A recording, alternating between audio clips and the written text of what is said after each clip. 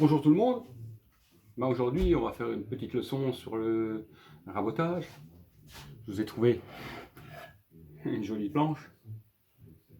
C'est un frêne. Voilà.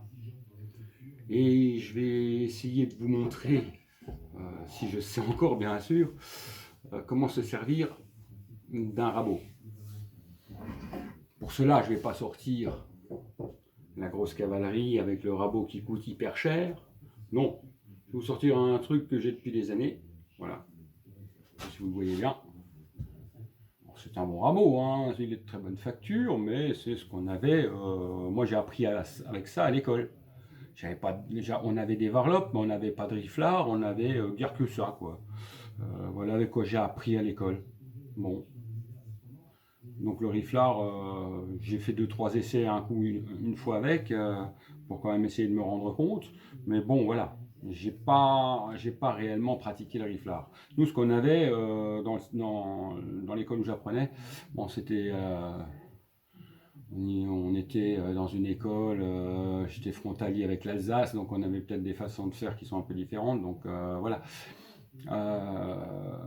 Nous, on prenait en fait un espèce de gros rabot et on mettait l'arpette devant et l'arpette il tirait le rabot et nous on suivait avec une espèce de grosse varlope derrière, il tirait ça sur une sangle, on appelait ça un schlitt. Un schlitt. Bon, voilà, c'est tout. Donc moi je vais quand même essayer de vous montrer que bon, avec ça, entre guillemets hein, bien sûr, qu'avec ça on peut réaliser donc un corroyage sur une pièce gauche de la manière dont moi j'ai appris. Donc en même temps, ça va me refaire, si vous voulez, un petit pas dans le temps et voir si je sais encore. Hein. Si ça se trouve, je serais peut-être plus mauvais que vous. Mais bon, on va quand même essayer. Hein. Ça fait un moment que ça me turlupine et puis j'ai dit bon, je vais pas essayer de faire des essais jusqu'à y arriver. Et on va essayer ça en direct. Voilà. Donc bon, j'ai juste le fer est affûté, hein, donc c'est tout. Bon, il a une grosse lumière ce rabot, hein, il est pas, c'est pas ce qu'on fait de mieux. Il va bourrer, ça c'est sûr. Bon, un petit peu comme tous les rabots bois. Bon après, il faut vraiment connaître la géométrie et le tailler en fonction. Bon, enfin ça c'est un truc de récup et j'ai pas fait de travaux lourds dessus. Hein. Donc voilà, j'ai juste dressé un petit peu la semelle pour être sûr que quand même ça rabote. Bon, voilà. Eh bien écoutez, on va passer au sujet pratique. Donc voilà la pièce en question. Donc voilà, quand je regarde sur YouTube, beaucoup de personnes ne font pas la chose primordiale à faire, c'est-à-dire déjà regarder la planarité du bois. Moi, je prends mon œil et je jette un œil là-dessus pour voir si déjà la planche est relativement droite ou pas. Hein. Bon là ça a l'air d'être à peu près le cas, c'est quand même pas trop, voilà. Après c'est pas une planche d'une très grande longueur. Donc, mais enfin, jetez un œil quand même déjà pour voir s'il n'y a pas de la matière à enlever au milieu ou de la matière à enlever sur les bords. Hein. Donc ça c'est déjà le premier contrôle. Ensuite, ce qui va se passer, c'est que il va falloir qu'on essaye de bornoyer ça. Enfin, moi, je le bornoie. Donc, pour ce faire, j'ai trouvé deux petites pièces de bois qui traînaient. J'ai mis une petite bande noire sur un tasseau, vous voyez. Et puis voilà, bon, sachant qu'ils sont parfaitement parallèles. Hein, les bois doivent être parfaitement parallèles. Donc, vous en posez un d'un côté. Voilà. Vous posez l'autre là. Alors, je ne sais pas si on va voir. Mais vous essayez d'aligner les deux. Et là, vous allez voir que, en fait, avec votre œil, vous jouez jusqu'à ce que les deux lignes, elles s'alignent. Je ne sais pas si on le voit bien. Si je lève et si je rabaisse un petit poil, on voit que du côté là, on est un petit peu plus haut. C'est-à-dire que la pièce, elle est plus épaisse du côté là et plus épaisse du côté là-bas. À l'opposé. En fait, on a une ligne entre la gauche du bout de la planche là-haut et ici, ça doit faire une diagonale. Hein, comme ça, grosso modo. Hein. Si elle s'est tordue, Après, elle a pu aussi faire un creux dans le milieu. Enfin bon, elle s'est tordue d'une certaine manière, voilà. Le bornoyage vous sert juste à savoir où enlever la matière. Donc je vais réessayer quand même de bornoyer un peu mieux ça. Attendez, je remets la pièce relativement droite pour qu'on soit quand même par rapport à l'œil. Voilà. Alors ça c'est valable pour quand vous faites un collage, c'est pareil. Vous voyez, donc bon, il n'y a pas excessivement, mais vous voyez que il y a plus de noir là-bas qui est visible du côté là. Donc ça veut dire que la planche est gauche. Donc bah écoutez, on va passer à la phase pratique, qui va être de raboter cette fameuse petite pièce de bois. Alors excusez-moi, hein, j'ai pas tous les systèmes nécessaires pour faire de la vidéo. Donc je fais ça avec les moyens du bord. Donc je vous rebascule sur mon... Voilà. Donc on va essayer de faire ça le mieux possible. Donc pareil, on va l'immobiliser donc dans la pièce. La pièce va être immobilisée là. Voilà. Alors, il faut quand même savoir qu'il vaut quand même mieux que vous ayez quelque chose qui maintient bien. Hein. Il faut quand même un établi relativement lourd. Hein. Si vous faites ça sur une chaise, ça va être moyen.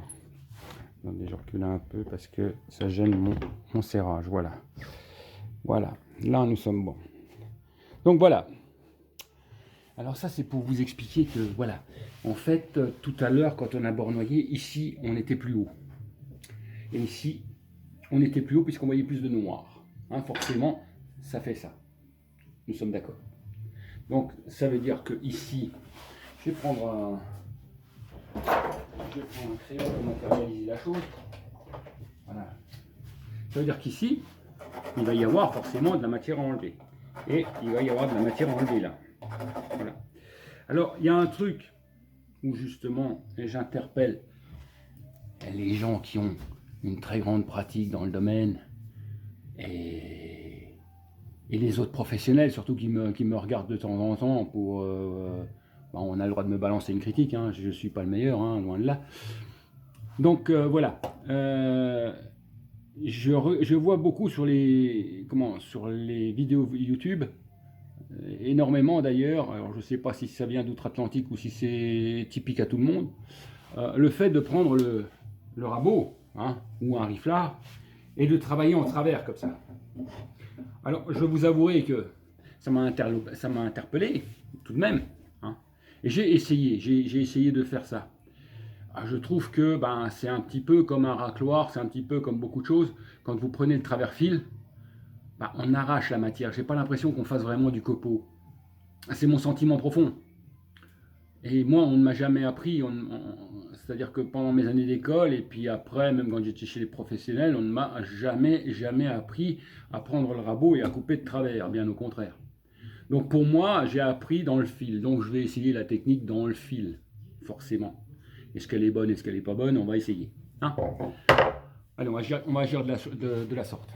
Ok. Bon, donc on a vu le bornoyage. Alors, ce qu'il faut savoir, bon, je vais récupérer un petit ustensile tout bête. Hein. Qu'est-ce qu'on peut prendre? Bon, on va prendre une équerre, mettons voir. Hein. On prend une équerre. Personne ne vous empêche aussi de faire ça. Et vous avez vu ce que je vous ai dit tout à l'heure. Il y a un petit creux dans le milieu là. Mais bon, franchement, c'est pas vilain. J'ai voulu prendre une mauvaise planche. J'ai des planches de très bonne qualité finalement.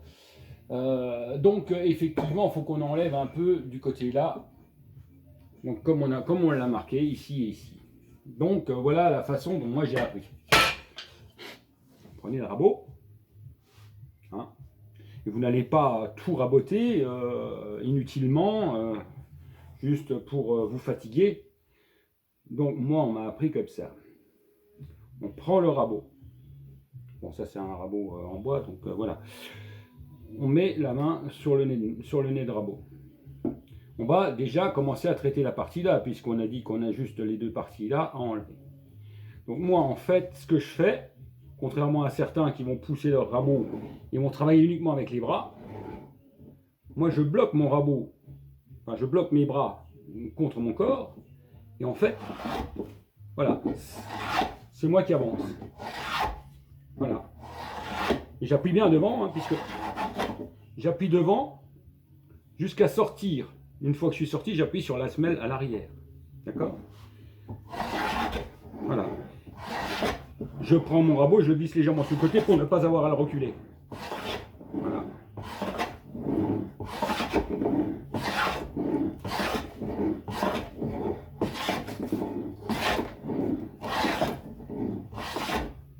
Alors qu'est-ce que ça donne si on pousse uniquement avec les bras? Ben, je pense qu'on a moins de force.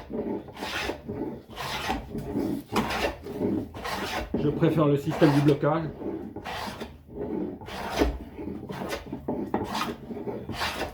Et vous voyez, j'ai pas d'angle faible, j'ai rien. Hein. Bon, on va enlever du côté là, du coup.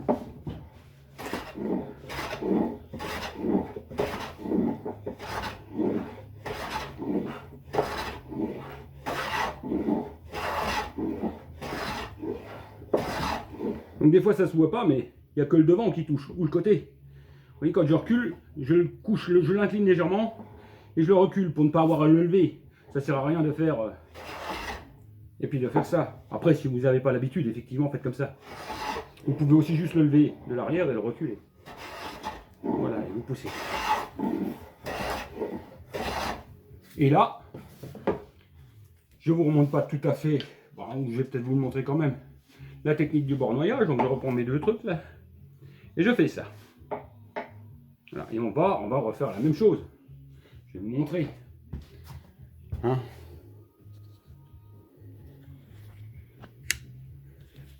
On va voir si on se rend compte.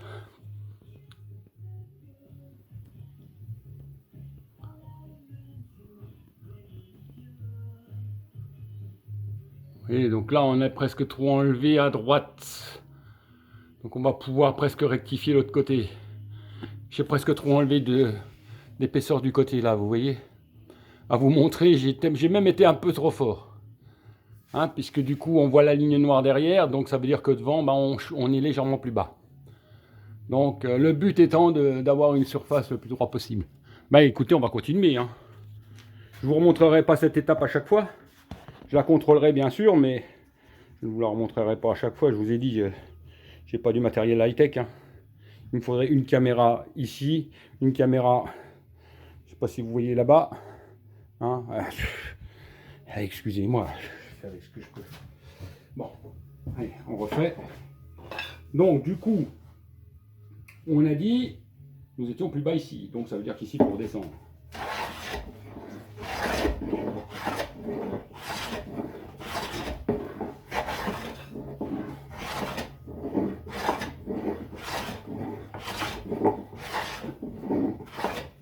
Alors évidemment, si vous aviez un riflard, vous enlèveriez beaucoup plus de bois. Hein. C'est évident.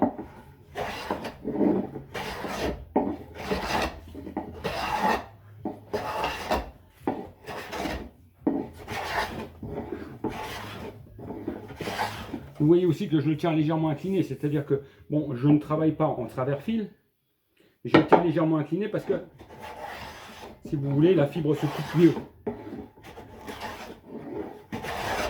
Bon, je vais rebornoyer parce que si j'en enlève de trop, voilà. Hein, j'essaie de bornoyer juste pour que ça fonctionne. Bah, écoutez, là on est presque pas trop bien. Ça veut dire que maintenant il faut enlever la même surface partout. Vous voyez, il bourre un peu mon truc. Il faut que je pousse de temps en temps pour dégager le copeau. Voilà. Puis on continue. Hein.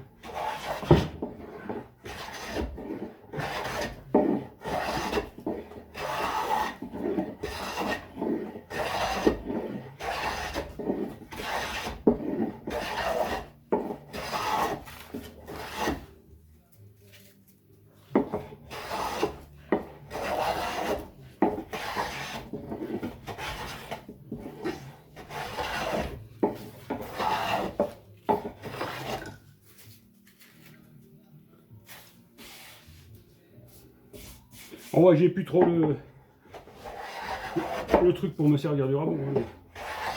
Puis ça sert à rien de pousser, de faire. Il y en a beaucoup qui feraient ça.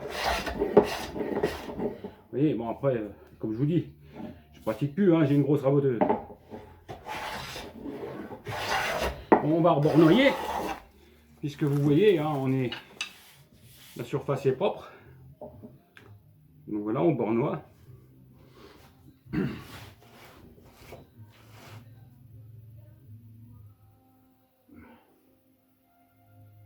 On a encore un petit défaut. Du coup, je suis un petit peu trop épais ici. Donc il faut encore que j'en enlève un peu là.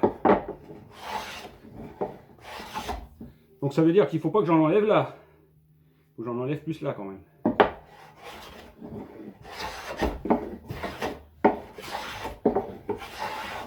Et nous sommes bien d'accord que par rapport aux autres vidéos, on travaille la surface SR1. Je préfère le préciser.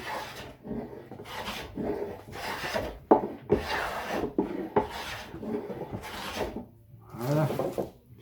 Hop. On essaye. On bornoie. Voilà, c'est beaucoup mieux.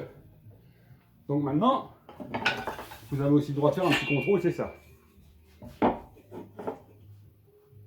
Voilà, donc on n'a pas de jour. On peut mettre une lumière derrière si vous voulez. Hein. Mais il ne faut pas qu'on ait de jour quand vous mettez la diagonale dans les deux sens. Ce qui est le cas là. Bon, il y a un petit défaut dans le milieu, mais c'est vraiment pas méchant. Sachant avec quoi je bosse, c'est quand même pas vilain. Donc voilà, vous voyez, vous n'avez pas mis. Ça n'était pas très long. Ça n'a pas été très long du tout. Et on a quand même un résultat.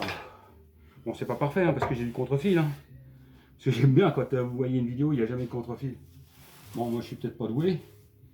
Mais voilà, j'ai toujours du contre-fil, je sais pas pourquoi. À mon avis, le bois doit pousser comme ça, un peu de travers. Et j'ai toujours du contre-profil. Donc ce contre-profil là, moi vous savez, je m'embête pas. Hein.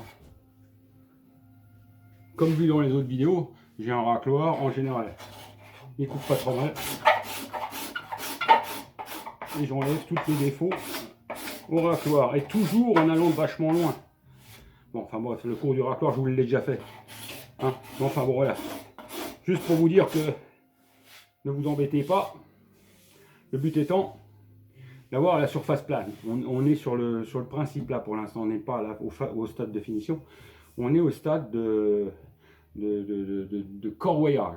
Donc même à la grosse raboteuse ou à la dégauchisseuse, vous pouvez avoir des petits défauts comme ça, des arrachures, enfin peu importe quoi. Alors ça partira après. Donc le SR2, on le traitera le prochain coup. Voilà, et comme j'ai dit, s'il y a des vrais professionnels qui m'ont vu faire et puis qui ont dû se dire regarde-moi voir le camion là, faudrait peut-être qu'ils apprennent à travailler. C'est possible, hein. Mais comme je vous dis, c'est pas franchement le truc que j'ai pratiqué le plus. Donc je suis preneur. Voilà, je veux bien écouter ce que vous avez à dire. Moi j'ai appris comme ça. Voilà. Et puis après, effectivement, on peut enlever les petites imperfections comme ça. J'ai essayé dans le temps. On faisait des petits ronds. Des petits ronds comme ça. On a un tout petit rabot et puis celui-là il mord presque trop là.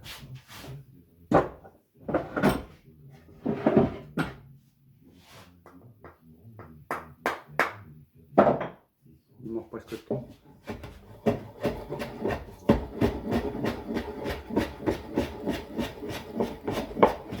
On faisait ça pour enlever le plus de défauts possible. Hein. En fait, ça enlève un peu les arrachures. Bon, c'est pas parfait. Hein. Ça vous permet de tourner un peu autour du nœud. Et ça enlève un peu le défaut. Voilà. Je dis, c'est pas...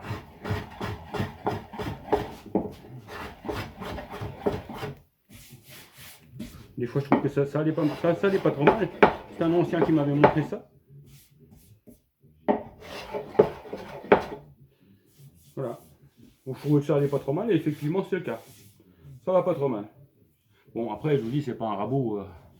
Voilà. Mais c'est juste pour vous montrer que vous allez sur une brocante, vous achetez un vieux rabot comme ça, pas besoin de machines, de défonceuses, de tout ce que vous voulez. Attention, je suis le premier à me servir d'une défonceuse, hein, je ne vais pas vous dire qu'il ne faut pas. Mais voilà, si vous voulez vous initier sans investir des fortunes dans l'outillage, sauf évidemment comme quelqu'un me l'a fait bien si facilement remarquer il n'y a pas si longtemps que j'ai eu au téléphone, qui m'a dit ah bah si, mais on aime bien les beaux outils, donc de toute façon, bon. Donc, excepté si effectivement vous aimez bien les beaux outils, puis vous avez surtout les moyens de vous les payer, alors faites-vous plaisir. Mais enfin, un outil qui reste dans un placard, et puis quand on ne sait pas s'en servir, c'est un peu bête. Je dirais, moi, pour bien se faire la main, essayez déjà avec ce genre de truc, pas très cher, qui fonctionne très bien. Hein. Et ensuite, quand vous avez acquis une certaine expérience avec cet outil-là, investissez dans un bon rabot. Hein. Alors évidemment, vous n'êtes pas obligé non plus d'y mettre 300 €. Hein. Je ne pense pas que ça soit... Il n'y a que quand vous êtes un pro, et vraiment un pro, et puis que vous maîtrisez vraiment le rabotage à fond, où ça vaut vraiment le coup. Ou après, bah, comme j'en ai parlé tout à l'heure, c'est parce que bah, vous aimez les beaux outils, donc faites-vous plaisir. C'est pas moi qui vais vous dire ne vous faites pas plaisir. Hein. Moi je suis le premier, j'ai acheté dernièrement au salon d'Épinal l'outillage, ben, je m'en suis pas servi. C'était juste parce que je trouvais ça beau, puis je l'ai acheté quoi. Moi j'aurais peut-être pas dire ça là-dessus, parce que je vais peut-être me faire incendier. Mais enfin bon bref, voilà, c'est juste pour que vous compreniez. Ouais, voilà, donc je pense que vous allez sur une broc, vous achetez un truc comme ça. On vérifie quand même bien la qualité. Après, il faudrait faire un tuto sur le rabot, hein, vraiment. Enfin, un tuto, une présentation du rabot et de la façon de le préparer pour qu'il soit optimum. Hein. Enfin bon, j'ai essayé de vous expliquer dans les grandes lignes. Donc vous voyez, je maîtrise plus trop le blocage. Et puis en plus de ça, il faut être assez souple. C'est-à-dire il faut être souple sur ses jambes. Quand vous avancez, il faut avancer avec le rabot. Hein. Bon là, voilà, du coup j'ai enlevé un copeau. Je ne le voulais pas. Il faut vraiment que vous fassiez fonctionner votre corps. Parce que ce qui est assez surprenant, c'est que souvent, quand je vois les gens pousser comme ça sur leurs bras, bon bah ils poussent sur leurs bras. Mais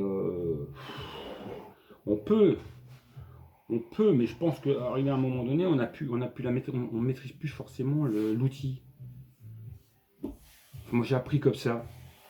Alors oui, j'ai plus tout à fait le geste, mais essayez de vous concentrer et puis de surtout bien bloquer le rabot pour bien appliquer la pression sur l'avant jusqu'à la sortie. À la sortie, vous appuyez sur la semelle à l'arrière. Voilà. En fait, quand vous sortez, il ne faut pas plonger. Il ne faut pas que votre rabot plonge. Il faut que votre rabot reste toujours bien en ligne. Pas en ligne, légèrement, voilà. Moi, je le tiens légèrement comme ça. Vous pouvez très bien travailler en ligne. Hein. C'est comme sur une dégauchisseuse. Vous pouvez très bien pousser votre bout de bois de manière linéaire. Moi, des fois, je le mets légèrement de travers. Ça me donne une finition qui... C'est peut-être moi, hein, c'est peut-être juste une impression que j'ai, mais ça me donne l'impression quand même que le fini est meilleur. Alors, je pourrais sortir plein de théories, hein, mais bon, c'est pas le sujet. Le sujet, c'est de trouver sa zone de confort, en fait. Hein, il faut pas prendre ça comme une... comment je dirais? Il ne faut pas prendre ça comme quelque chose de dur et de pénible à faire. Il faut prendre du plaisir à le faire. Donc, si vous prenez du plaisir à raboter, alors au début, si ça fait ça, vous embêtez pas. Hein, vous prenez... moi, j'ai pris un bout de frêne. Prenez peut-être un bout de sapin. Alors, sapin, s'il y a des nœuds, ça ne va pas être forcément ce qu'il y a de mieux non plus. C'est de prendre un bois plutôt dans le fil au départ, au moins pour vous entraîner. Vous essayerez le contre-fil plus tard.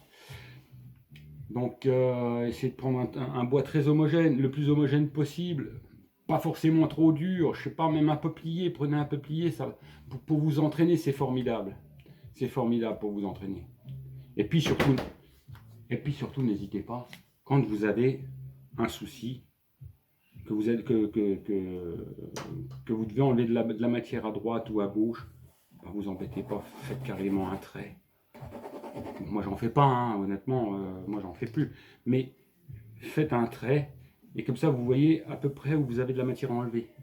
Et vous avez un creux, un trou, vous mettez votre règle dessus. Bon, voilà. Oh, j'ai un creux en dessous, là. Tiens, oh, putain, j'en ai enlevé de trop là. Bon, un petit coup de crayon, puis allez roule. Un petit coup de rabot, puis c'est propre. Hein, c'est de même que moi, c'était pour vous faire une démo. Mais s'il suffit d'un coup de rabot, mettez qu'un coup de rabot. Ça va enlever une feuille de papier à cigarette d'un dixième. Hein. Maintenant, c'est sûr que si vous le passez 4 fois, bah, vous avez enlevé 4 dixièmes. Donc le trou que la partie qui aura fallu affiner ici, elle va être affinée, mais si ça se trouve, vous en aurez enlevé de trop. En fait, il faut vraiment bien doser. C'est surtout ça qu'il faut faire. Alors, je ne sais pas si, voilà, j'espère que j'ai été concis dans ce que j'ai dit. Je vais vous reprendre pour vraiment vous parler en face.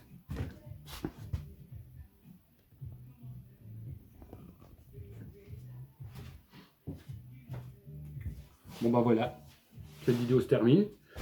La prochaine fois, j'essaierai de vous dresser la deuxième partie, puis je vous donnerai une petite astuce pour dresser deux côtés pour réaliser par exemple un collage, sans être embêté. Hein. Donc voilà, on fera comme ça. Je vais essayer. En même temps, je vous dis, moi, ça me fait un petit rappel parce que je ne suis pas coutumier du fait. Hein, je ne travaille pas beaucoup avec mon rabot. Si, pour affleurer des plateaux, quand ils ont déjà été usinés, il y a un petit désaffleur. Bon, je prends mon rabot, pas celui-là, hein, un beau rabot. Et hop, je dresse ma surface, j'enlève le défaut. Voilà, mais en fait, c'est toutes des petites interventions. Je ne vais pas raboter, mettons voir tous les établis là d'un seul tenant. Il est démontable, mon établi, j'enlève les pièces et puis je les mets dans ma raboteuse et hop, je passe un petit coup. Oh, formidable. Bon, là, à mon avis, ceux qui aiment bien travailler à la main, ils vont me tuer. C'est pas grave. Allez, bon, sur ce, je vous souhaite une bonne santé et puis tout ce qui va bien. Hein, et puis surtout, beaucoup de copeaux. Allez, faites le pas, allez dans les brocantes, allez vous acheter des rabots et puis faites du copeau. Et puis faites-moi un retour. Quand vous avez fait du copeau, faites-moi un retour. Merci.